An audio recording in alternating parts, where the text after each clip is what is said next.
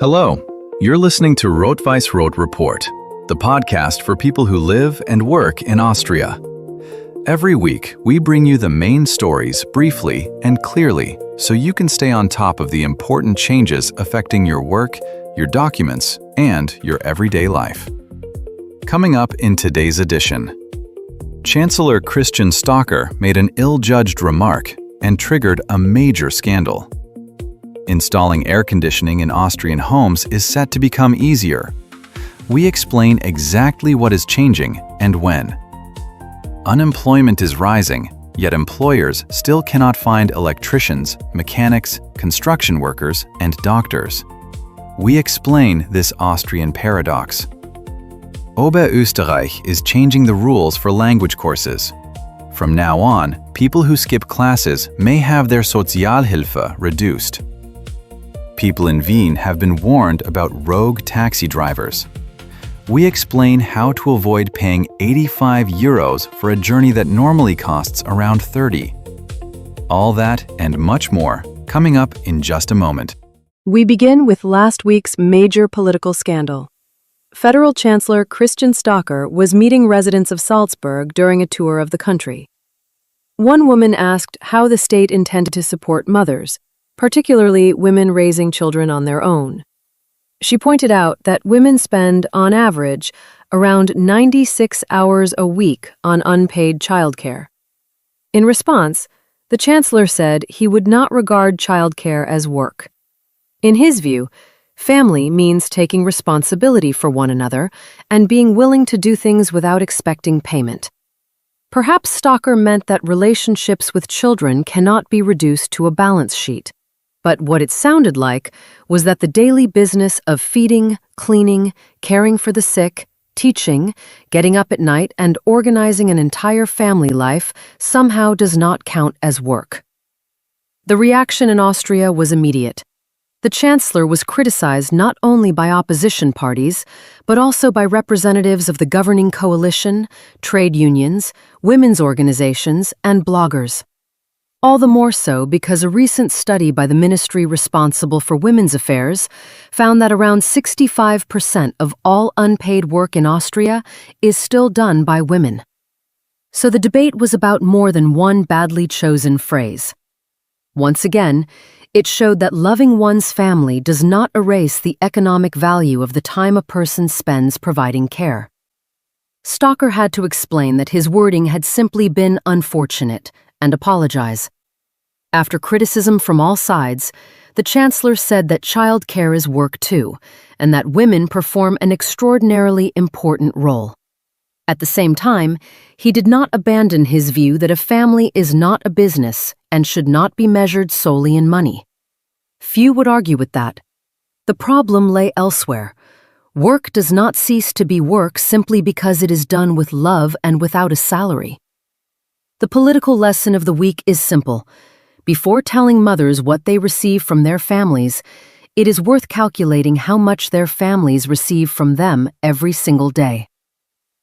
From heated politics to overheated flats, the federal government has decided to simplify the procedure for installing air conditioners, external blinds, sun shading systems, and other cooling measures in residential buildings. At present, an apartment owner in a multi-unit building often needs the consent of all other co-owners to install an external air conditioning unit. A tenant must obtain permission from the property owner and, if that permission is refused, prove a particular need. The result is that people are living in homes where temperatures reach plus 35 degrees Celsius. The government has drawn up a plan to change that, but an important clarification. The new law is not yet in force. The ministries responsible for housing policy and justice still have to prepare the bill, and they have until autumn to do so.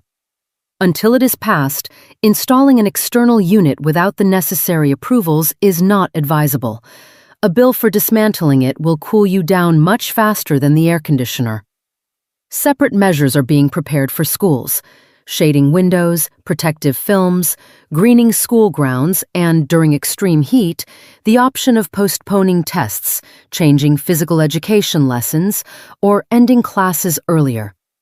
The full mechanism is due to be ready by next summer, which we can only hope will be less hot.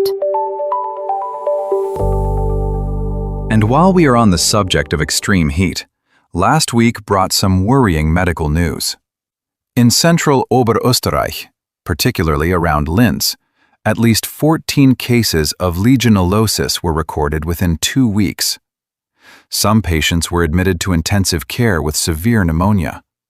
Legionella are bacteria that multiply in warm water, especially when it remains stagnant in pipes for long periods at temperatures of roughly 25 to 45 degrees Celsius.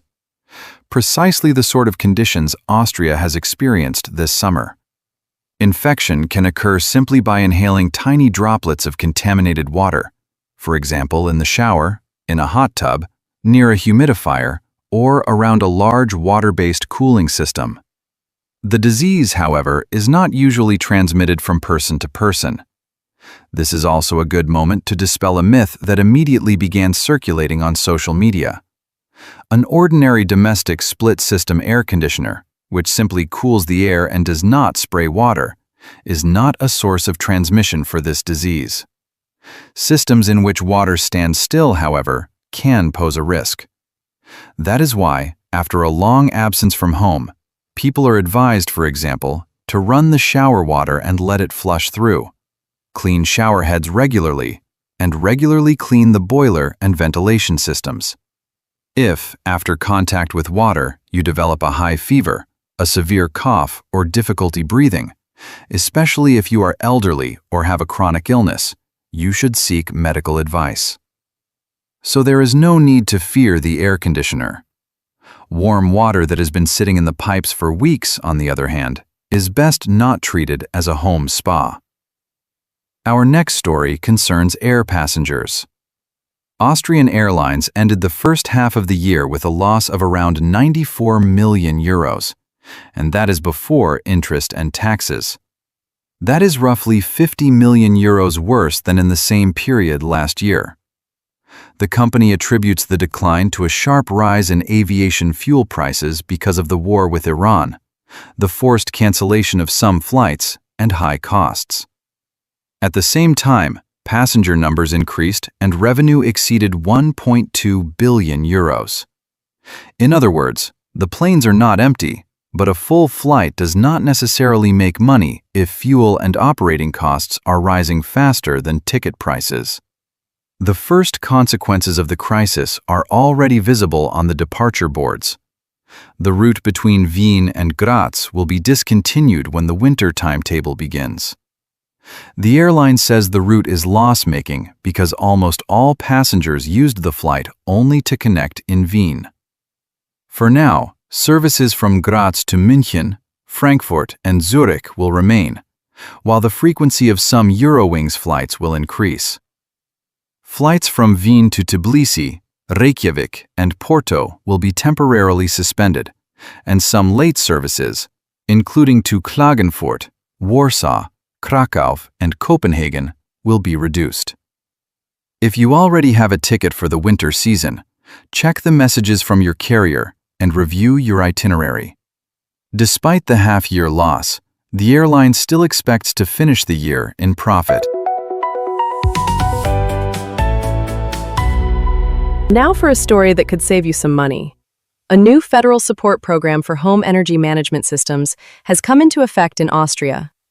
The state will reimburse half the cost of purchasing, installing, and configuring an intelligent system, up to a maximum of 600 euros per project. Such a system must automatically manage at least 2 components. For example, solar panels, a home battery, a heat pump, or an electric vehicle charging station. The practical purpose is to make sure a boiler, battery, or car uses electricity when the solar installation is producing the most power, or when the load on the grid is lower. The program has a total budget of around 5 million euros. Applications can be submitted online until mid-April next year, or until the program budget is exhausted. To take part, you first need to check the program's technical requirements, obtain a cost estimate, and only then purchase the equipment. 600 euros will not build a home power station from scratch, but if you already have solar panels, a battery, or a heat pump, the state will help pay for them finally to start talking to one another. And last week brought an unusual story. A research project examining the connection between fashion and right-wing extremism received almost 400,000 euros in public funding. At first glance, that sounds strange, if not downright absurd. In reality, it is serious academic research. In the 1990s, for example, neo-Nazi subculture could often be identified by bomber jackets, heavy boots, and very specific symbols. Modern far-right groups have learned to dress like ordinary fans of sportswear brands, hipsters, devotees of expensive minimalism, or adherents of a traditional family aesthetic. They create their own labels, sell clothes carrying discrete codes, and at the same time, finance their networks. That is why a team at the Akademie der Bildenden Künste Wien decided to study Austrian, German, and American brands, online shops, symbols, and advertising, and establish their links to dangerous organizations. The aim, of course, is not to declare every t-shirt or polo shirt extremist. Quite the opposite. Researchers want to understand how a political idea disguises itself as ordinary style.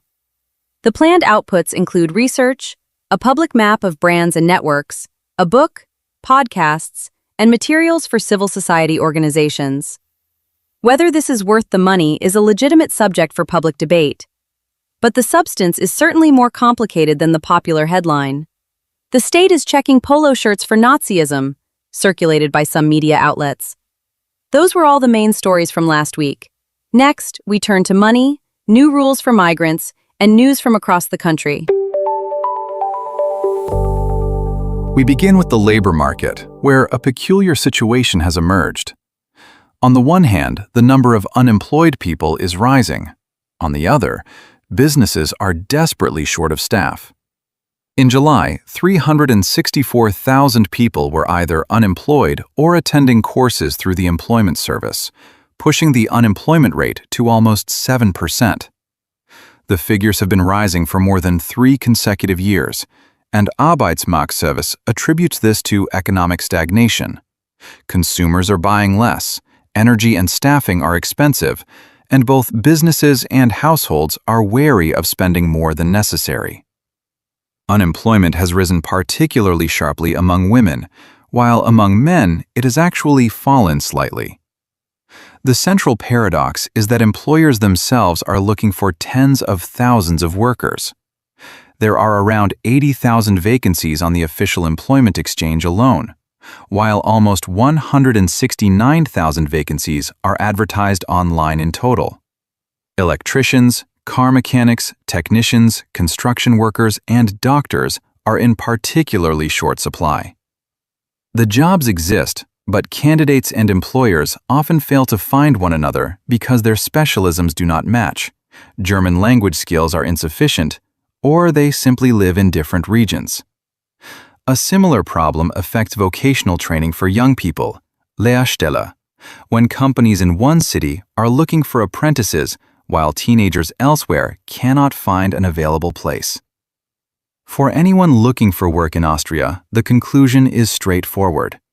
Do not restrict yourself to your existing profession or previous experience. Ask your Arbeitsmarktservice to identify related vacancies, send you on a short retraining course, or consider neighboring regions where demand for workers is higher. The next economic story is directly linked to the record heat. Drought has hit Austrian agriculture hard. In some parts of Niederösterreich, the wheat harvest is almost half below normal. Corn, potatoes, soybeans. In some areas, farmers are forecasting losses of up to 80% of the crop.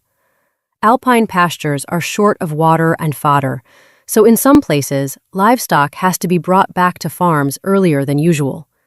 Does that mean bread and vegetables are suddenly about to become much more expensive? No. Grain stocks are sufficient. Austria is also part of the European market, and food can be brought in from other regions. There is no reason to expect shortages of flour or bread. Moreover, the price of grain is only a small part of the cost of a finished loaf. Energy, wages, transport, rent, packaging, and the retailer's margin all have to be added. But there will not be zero consequences either. The sharpest price increases may affect crops where the local harvest is small and replacements have to be imported quickly. Potatoes, certain vegetables, and so on. More expensive livestock feed may later affect dairy and meat products. So there is no need to believe alarmist headlines, but a certain drought tax, as environmentalists call the phenomenon, may become visible in some supermarket aisles. Now to property. The ImmoScout 24 portal analyzed almost 187,000 listings in the first half of the year, and the figures point to a clear trend. Asking prices are creeping upwards. Houses rose by an average of 4% and apartments by 5%. Yet behind that word average lie two entirely different Austrias. The most expensive region in which to buy a house is Tyrol, where a square meter costs around 8,500 euros. To put that in perspective, a typical 130 square meter house there is listed at more than 1 million euros. By comparison, the same house in Wien would cost around 860,000 euros, and in Salzburg, 812,000. At the other end of the spectrum is Burgenland. There, a comparable house is offered for just 343,000 euros. In Steiermark or Kärnten, prices hover around 400,000. The pattern is the same for apartments. 70 square meters in Tyrol will cost around 500,000 euros, while in Burgenland, the figure is only 277,000. In other words, a home with exactly the same floor area costs almost 80% more in Tyrol. But there is an important detail. These are all asking prices from advertisements. A seller can dream up any figure they like, but reality, the bank's valuation and negotiations with the buyer often force that price down substantially. And finally, in our economics section, the cost of labor. 1 hour of work in Austria costs a company an average of 46 euros and 30 cents. That is more than 11 euros above the European Union average. But it is important to understand that this figure is nothing like the amount an employee sees on a payslip or receives in their bank account. It includes absolutely everything, not only gross salary before tax, but also the employer's insurance and social security contributions, paid leave, 13th and 14th salaries, staff training costs, and other related business expenses. High labor costs are not, in themselves, a catastrophe. For wealthy European countries, they are normal. Wages are higher, and social protection is stronger. The real problem begins when the cost of an hour of work rises rapidly while productivity fails to keep pace. In other words, when a company spends more and more on each hour of labor, but produces exactly the same quantity of goods or services in that time as before. When businesses start talking loudly about the need to reduce labor costs, workers should not immediately assume their salaries are about to be cut. The burden can be reduced in entirely different ways, through tax relief, cheaper energy, less bureaucracy, and digitalization. For companies themselves, the message is equally clear. Simply demanding that people work longer for the same money will no longer do. Austrian businesses will have to invest in modern equipment, staff training, and smarter organization of processes. Otherwise, the most expensive part of the working day will not be the employee's labor at all, but the hour spent collecting pointless certificates, signatures, and stamps. Those were the economic stories. Next, information of particular importance to migrants. We begin with important news for people living in Oberösterreich. This Bundesland has become the first in the country to completely change its approach to free German language courses. From now on, All of them are moving to the digital standards of the Österreichischer Integrationsfonds. What does that mean in practice? Every stage, from registration and assessment of your level to daily attendance, will be recorded in a single electronic system. And there is an important detail. If you receive Sozialhilfe, have been officially assigned a course, and then skip it without a valid reason or abandon it altogether, the social services will know immediately. That, in turn, creates a direct route to a reduction in your payments. But there is no reason to panic. Nobody will take away your money over one accidental absence. Illness, caring for a child, or a work shift are valid reasons. The basic rule is simple. If you know you cannot attend a class, make sure you inform the organizers before the lesson begins and keep proof, a doctor's note, or at least the correspondence. For now, this strict monitoring is being introduced only in Oberösterreich, but Integration Minister Claudia Bauer has already said she wants to extend the model across the country. A new federal law is also being prepared by the end of the year, so a similar system will most likely appear in other regions later on. The second topic is the heated debate surrounding the migration crisis in the Spanish city of Ceuta. After large numbers of migrants forced their way into the city, some Austrian politicians began calling for significantly tougher measures. They want the European Union to process asylum applications and establish return centers outside its borders, while also putting pressure on the countries from which refugees are departing.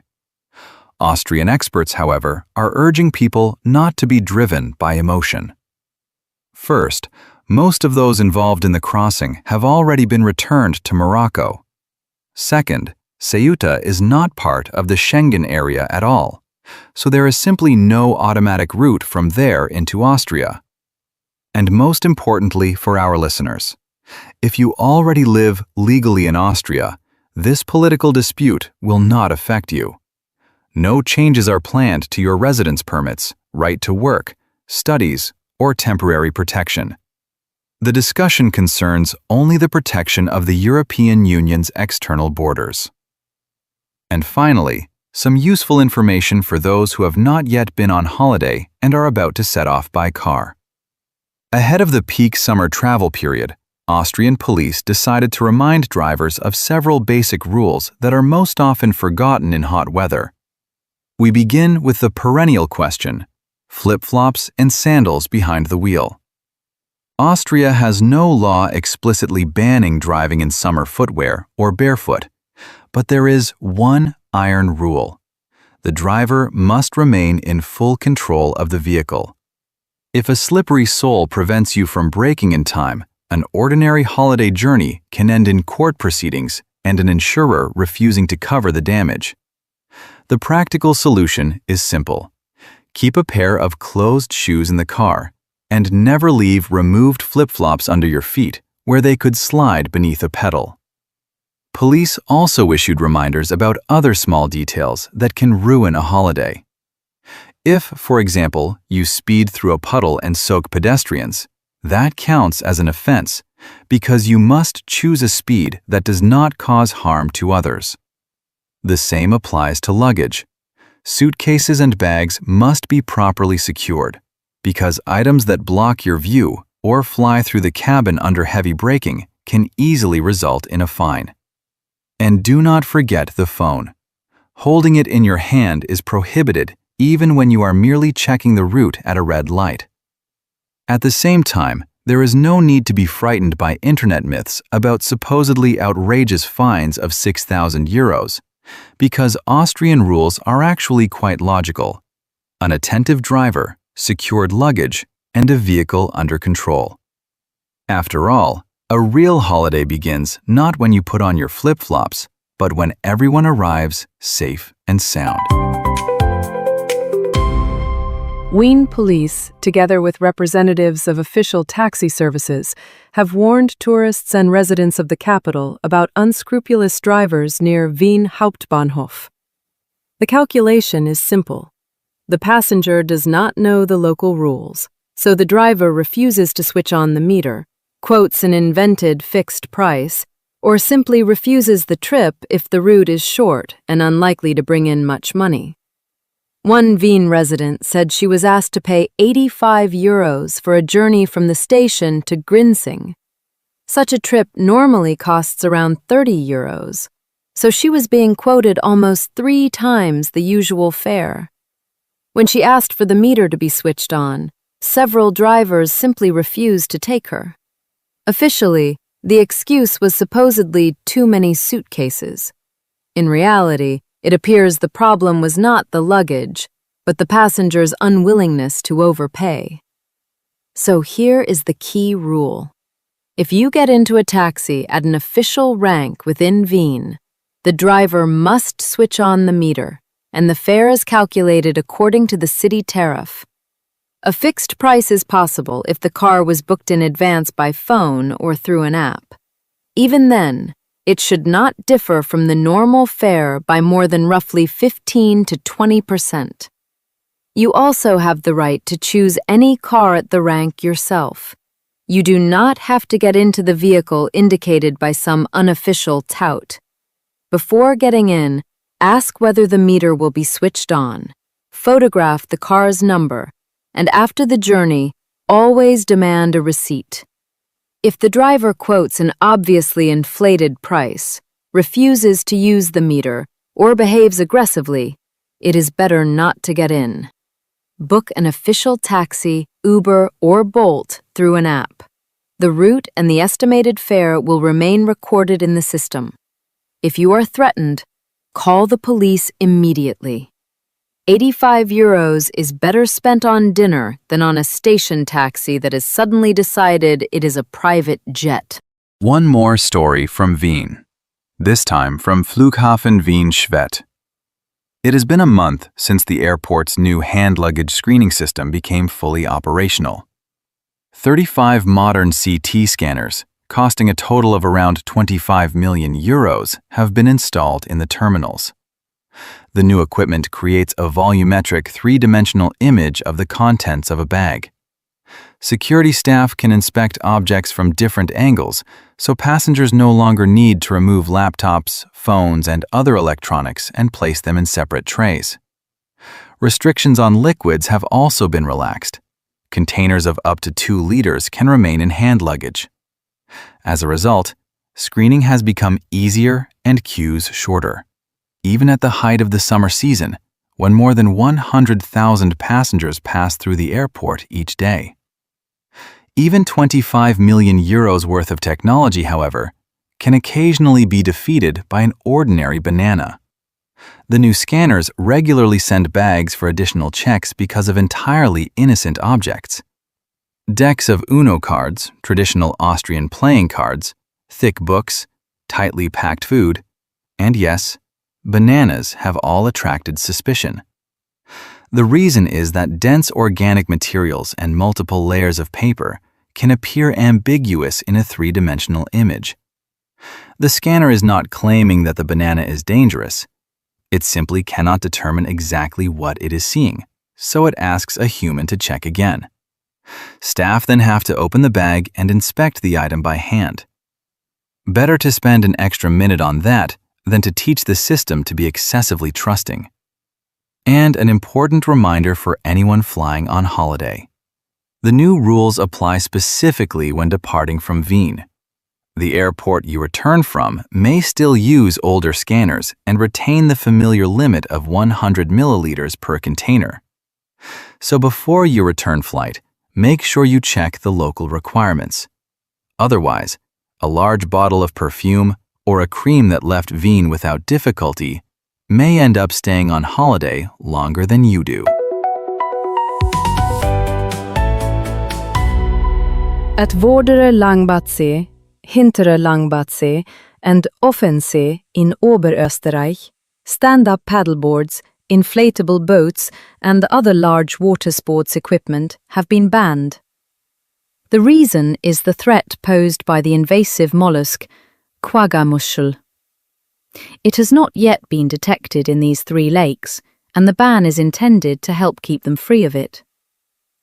Quaggamuschel is a small freshwater mollusk resembling a tiny mussel.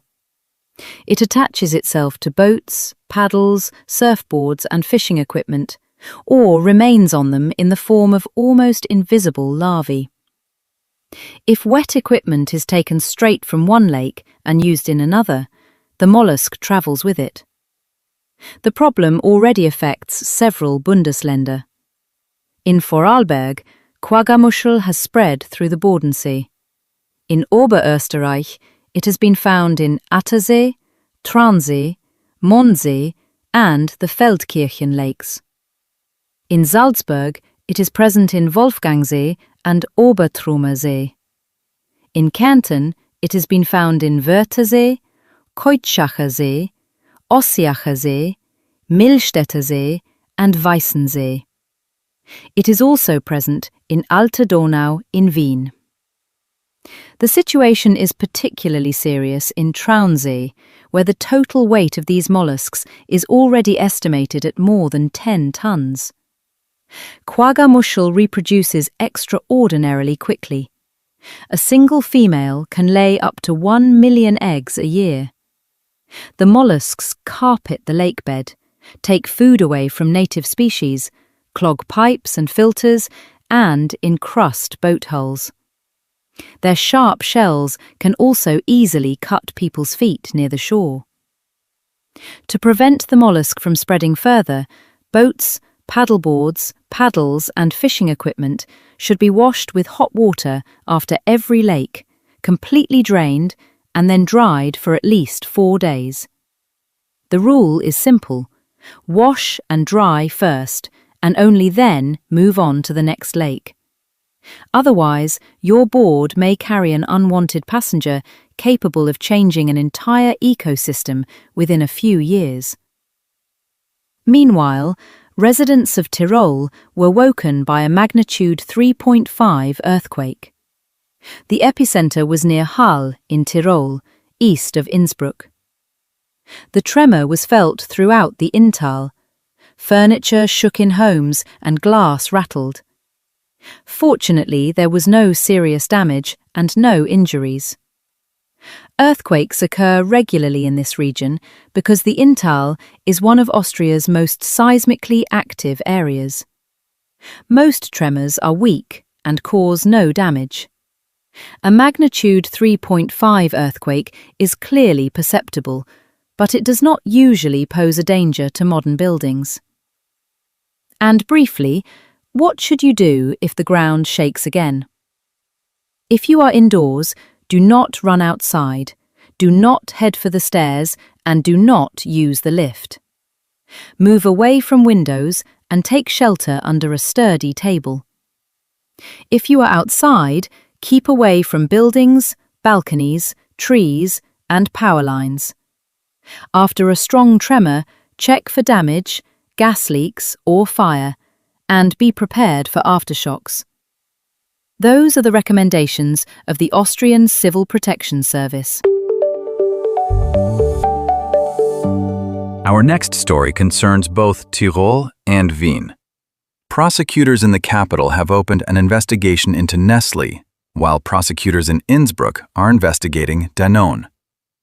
The story began in winter, when specific batches of infant formula made by Nestlé, Danone, and other manufacturers were recalled in dozens of countries. The reason was the presence of a dangerous toxin. It can cause sudden nausea, abdominal pain, and other symptoms in a child. The Austrian investigations began after a complaint by Food Watch and reports from several families. Investigators must establish whether the companies and the responsible authorities warned about the risk and recalled the products quickly enough. Separately, a family in Vorarlberg has filed a civil lawsuit against Nestlé and is seeking substantial compensation. The investigations themselves, of course, do not prove the company's guilt, and reports of isolated cases do not mean that all infant formula sold under these brands is dangerous. The known hazardous batches were withdrawn from sale, so the risk is considered low. But if you still have a package bought earlier, check the brand, batch number, and expiry date on the manufacturer's website or in the official recall list. Do not rely on the brand name alone. Specific batches were recalled, not the entire product range. And finally, the weather. After a very brief respite, the heat is set to intensify again. The greatest strain is expected in the east and southeast, Wien, Niederösterreich, Burgenland, Steiermark, and Kärnten. It will also be hot in Oberösterreich and Salzburg, particularly in valleys and cities. High temperatures, combined with dry grass and soil, increase the risk of forest and field fires. And this is a good moment to recall a remarkable fact about Austria. The country has only 6 professional municipal fire brigades in Wien, Graz, Linz, Salzburg, Innsbruck, and Klagenfurt. Almost the entire rest of the system relies on volunteers. These are local residents with ordinary jobs who, when a call comes in, leave the office, workshop, shop, or farm and head out to fight a fire, pump out flood water, or rescue people after an accident, without receiving a cent for it. That does not mean volunteer brigades are inferior to professional firefighters. Austria has more than 4,400 volunteer fire brigades, which means help can arrive very quickly in almost every municipality, while modern equipment is funded by the Bundesländer and local authorities. Yet, despite this vast network of firefighters and volunteers, the record hot summer has placed enormous pressure on the entire system. And the new heat wave is a good moment not only to put water in the fridge, but also to do everything possible to ensure volunteers do not have to put their own lives on hold because of somebody else's carelessness. That concludes our review of last week's events. We will continue to keep you informed about the most important developments. Subscribe to the weekly Rot-Weiss-Rot Report podcast, the podcast for people who live and work in Austria. You can find us on Apple Podcasts, YouTube, and Spotify. That's all for now. We'll be back in a week.